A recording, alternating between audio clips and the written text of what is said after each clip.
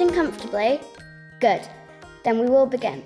This is a short story, a work of non-fiction. It will feature a wide mix of characters. There will be visionaries, dreamers, artists and workers. There will be rich people and poor people. There will be lots of good people and a few baddies too. Boo! This story will be rich in history, and like all good stories, it will contain tales of hardship and struggle, a fight for survival.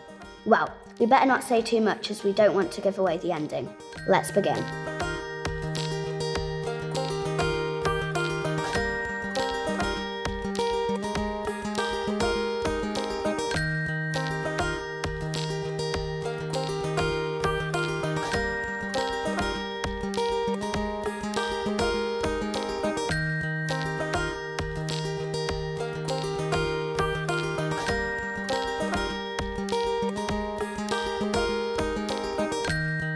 I think he became one of the richest people in the world through his domination of the steel industry in the USA, but he spent many years of his life giving away his money. He made a famous statement about a man who dies rich dies kind of disgraced. So there is a modern philanthropy of giving money away.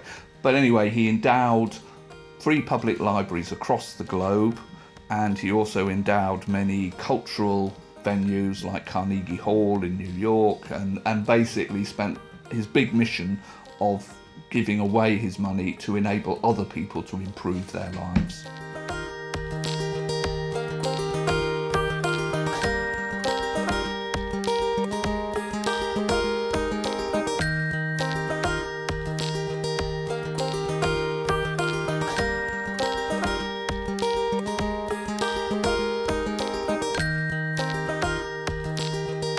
So at the last part of the 19th century, there was a kind of free public library movement across Manchester, but Levenshulme was its own urban district council, so a new suburb, but a growing suburb. And they built the big town hall on the A6, and the railways had come, and it became a kind of flourishing middle-class community. And so the urban district council, understanding that Carnegie was building libraries across the globe, wrote to him with a proposal to build a new free public library in Levenshulme.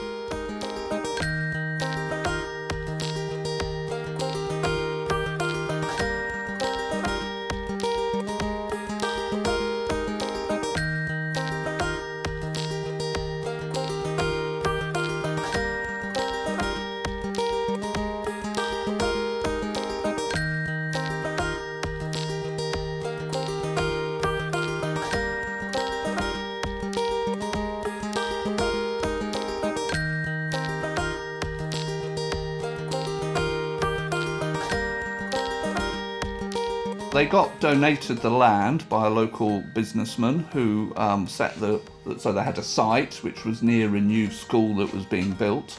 The model was that there would be a penny in the pound on the urban district council's rates to pay for the running of the library, and basically they put forward a proposal.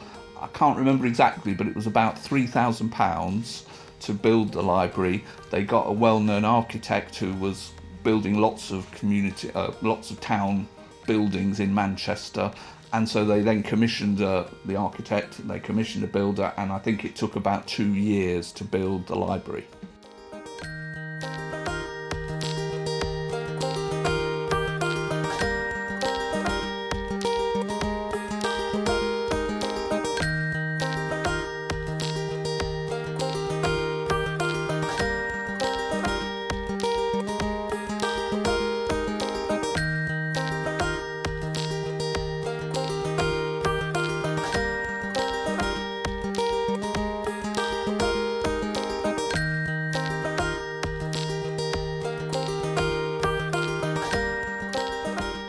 After they had got close to finishing the library, they realised that they'd overspent, and so they went back to Carnegie to ask if he would give some more money, and he sent a rather sort of terse reply that wasn't as part of the deal. And so that meant that they had to increase the rates a bit more, or they kind of said, oh, we won't be able to fill it out with the books and things like that.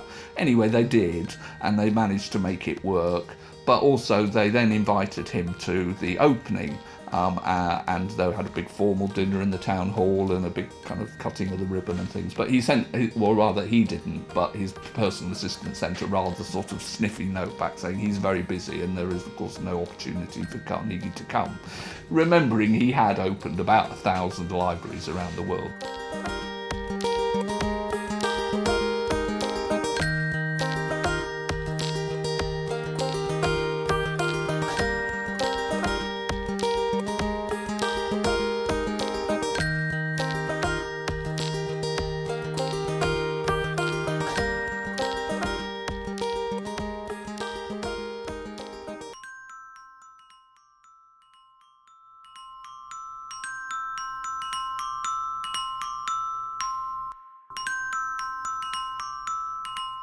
Well, so you walk through the door, and what I remember when I was a kid, basically, was the left-hand side of the building, which is where All FM is now, was the reading room.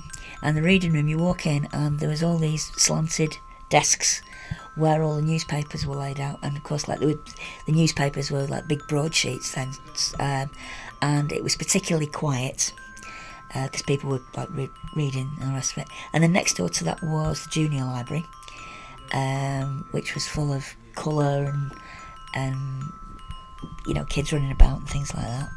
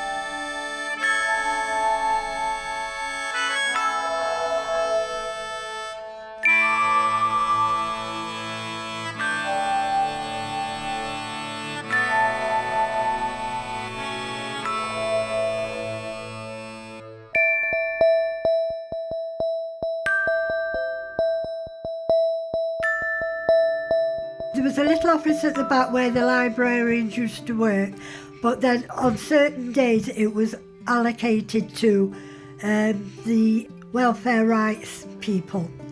I used to make the appointments for them, and then they would come and talk to the people in their little office. The left-hand side was like a community type place really, I suppose, because I used to work in there running the Levenshulme care group. Bernard used to use it on a Wednesday afternoon for a history lessons and things, and there was a piano in there so we could have a sing-song if you wanted, you know, not too high of course, because you had to be quiet in the library.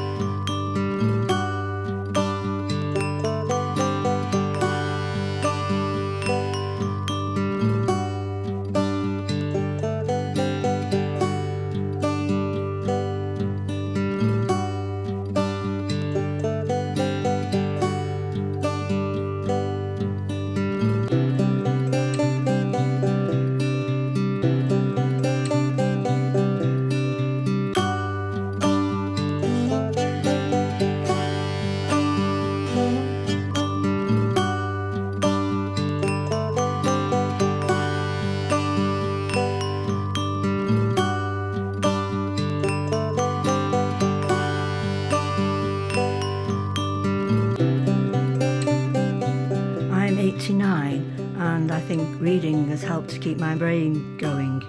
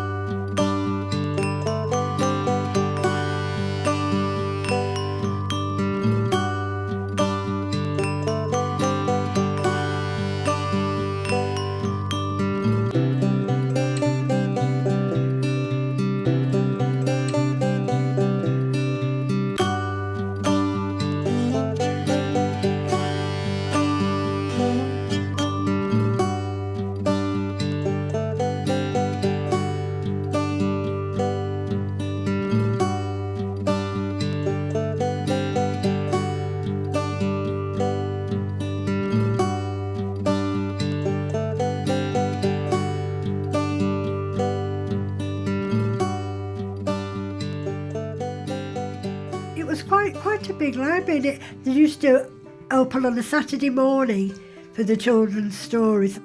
As a child, I remember quite vividly going into the library at least once a week for something that was called, I think it was story time. And we just sat down and we were encapsulated for a whole hour whilst this individual reads us this brilliant story. It's one of my fondest memories of the library as a child.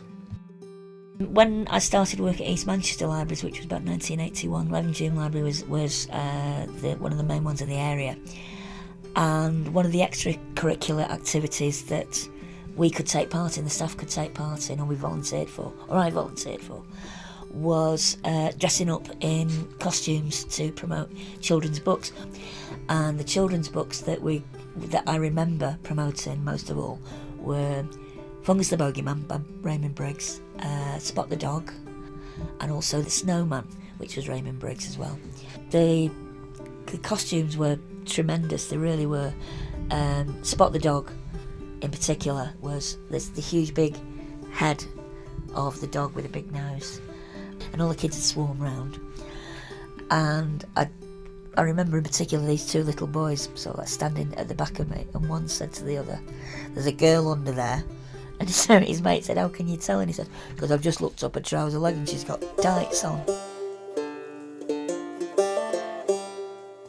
So in early 2013, it was announced by the council that they were intending to close Levenshulme Library with a rather vague promise to look into building a new facility somewhere within Levenshulme, but with no location earmarked, no funding announced, no timeline or anything like that. So people took that as an announcement that things were just being taken away from them, being closed. So that was 2013, so protests began quite early in the year. There was lots of them. There was protests that went through the whole of Levenshulme. There was protests that were just in the library. There was a sit-in at the library, which I was involved in, where a group of people came in and just refused to leave until late into the night. So that was 2013, and then that rumbled on during that year until the council relented a bit and said that they would make clearer commitments about building new facilities and that the existing facilities would stay open until it was the case.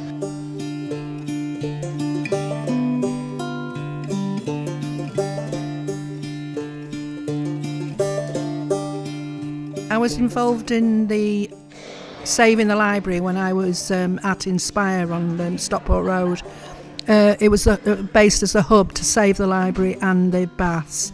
We had meetings there and organised all the demonstrations, etc., which included staying in the library overnight, which they tried to get us out. We also demonstrated on the A6, stopped all the traffic, and we also lay in the road and stopped all the traffic, and people played musical instruments while lying down, and we put chalk marks round like you do in a crime scene, people's bodies lying there. We also did a huge march through Manchester, which we were filmed, and we appeared on both ITV and BBC. The day of the main march was fabulous. We all decided that we would meet on the Stockport Road, and we were going to go down Cromwell Grove, and we did, and we all had, there was music and we were singing, "We shall not be moved."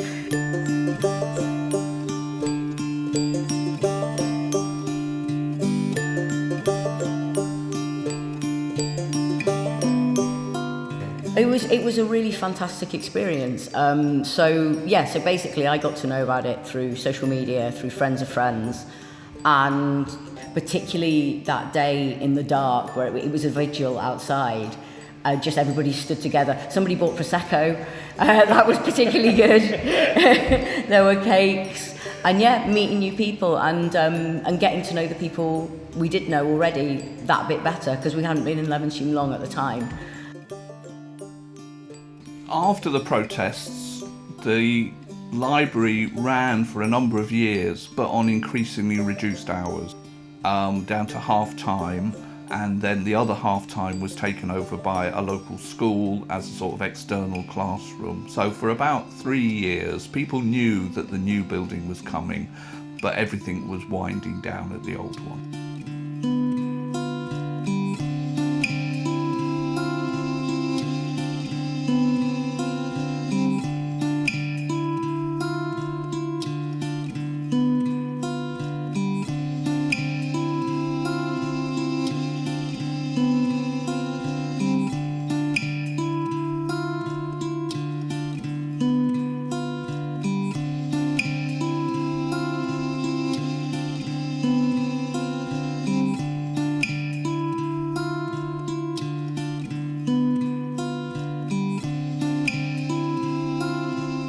There has always been a good community network and a number of people who had been involved in different ways, like the Levenshulme players, the local civic society, people from local councillors, even councillors who had now been out of power, came together because they knew that the council had made a commitment to keep the building in community ownership. We started to meet about monthly in the library before it shut, to try and set up a community consultation on what the future could be.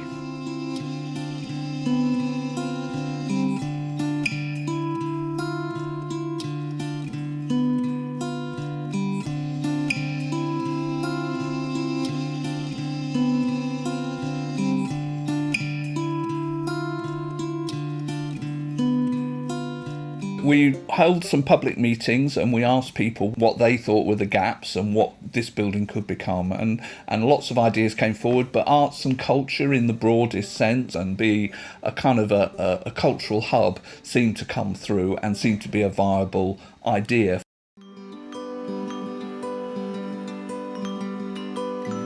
So I started working in here, I think 2018, and it was just me.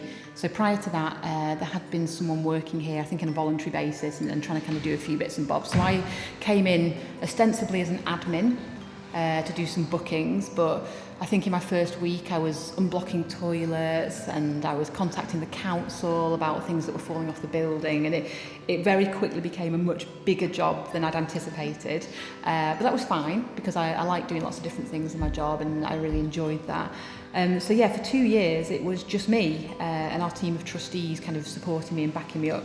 But I was on the ground in the building, doing the work and speaking to people and networking and trying to build things up and put on exhibitions and make us a community arts centre rather than just a space that got hired out to people. We hire the space out to different groups, different individuals who come, who need a space for whatever activities they're running. Part of the challenge is balancing the people who come through the door, who have money, who want to have a kids party or run a class where they're going to be charging people to come and do stuff, versus the need that we know is in the community. So there are different groups who might not be able to access certain activities, or might benefit from certain activities that just aren't happening within the neighbourhood for whatever reason. So the balance is always that. It's always, what do people want to bring us, and what do we want to deliver for the community.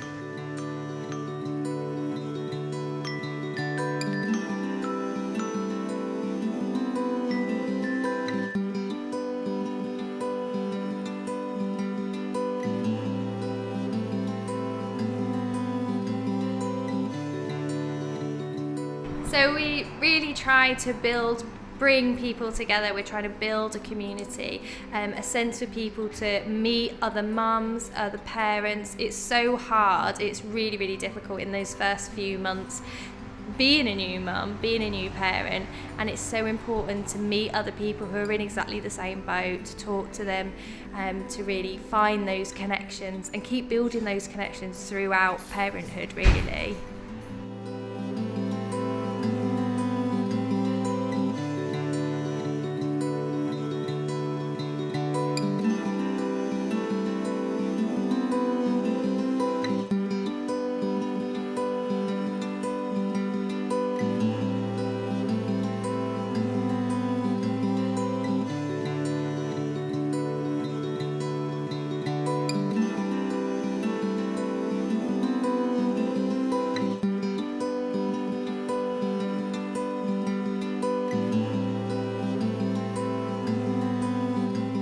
I came across LOL on Instagram, and I noticed it because I teach creative workshops and I hadn't seen anything like it as a community venue in the part of Manchester where I live.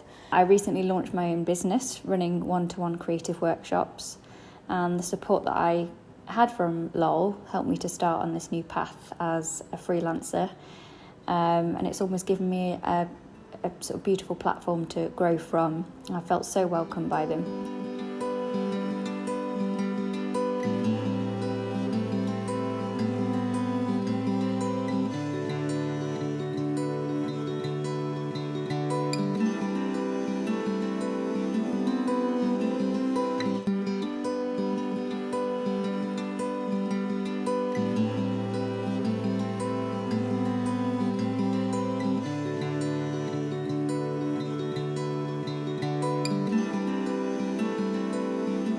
I think Old FM found its home for various reasons. I think firstly because of the space itself. So we could build studios, so we could have training rooms, and also have like full disabled access.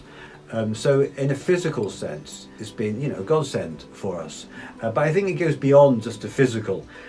We're partners and friends with the Levenshulme Old Library group, and I think we share the same ethos, which is simply to want to do good and improve the lives of people in this community. And our ethos here essentially is to use radio training to improve people's lives and use radio to give people a voice. So for example, we have 7 foreign language shows here. We have shows planned for carers, for older people, for young people, for people from LGBT, shows planned for women.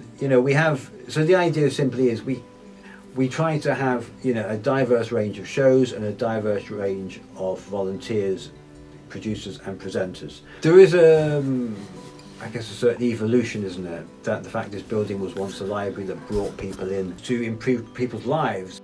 We had this great opportunity to turn this wonderful building with all this cultural heritage into something that would reflect Carnegie's initial ambition that education and community and learning and being creative was how you made people's lives better.